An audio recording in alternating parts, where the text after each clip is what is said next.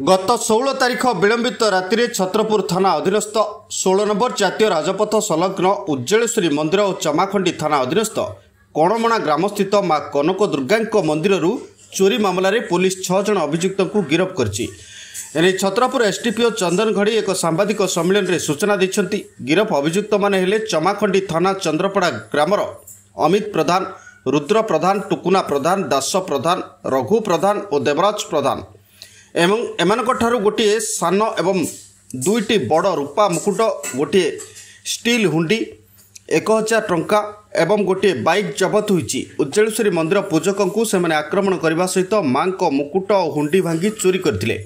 सेपरी मां कनक दुर्गा मंदिर में कलाकना बुलाइथिले।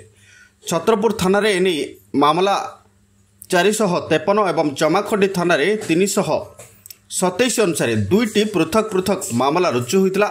छत्रपुर और चमाखंडी थाना पुलिस को नहीं एक टीम गठन करा जाई 6 अभियुक्तों को गिरफ्त करा जायथिबा सूचना मिली।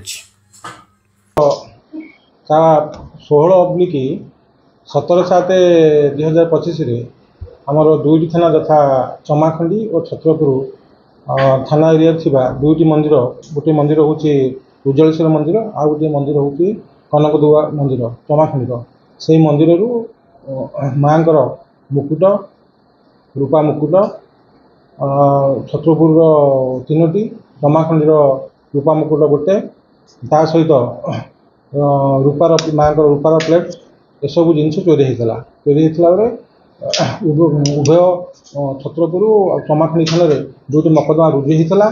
से मकदमा को आधार में चमाखंडी थाना और छत्रपुर थाना मिलित उद्यम आमर 6 जन को गिरफ्त करा जायछि। से 6 जन नाम हूँ अमित प्रधान, पिता अंकुर प्रधान, रुद्र प्रधान, पिता जगन्नाथ प्रधान, टुकुना प्रधान, पिता जगन्नाथ प्रधान, दास प्रधान, पिता सन्यासी प्रधान, रघु प्रधान, पिता हाड़ीबंधु प्रधान और लेजेंडा आलियास देवराज प्रधान, पिता जोशा प्रधान। एम समस्त घर हूँ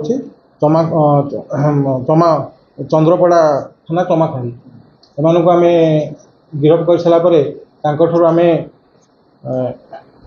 गोटे सुना रूपा मुकुट, दुई गोटे बड़ रूपा मुकुट, गोटे स्टील हुंडी बा दान बक्स, 1000 टंका आ व्यवहार कर गोटे हीरो होंडा गाड़ी जबत कर आज से फराड कर।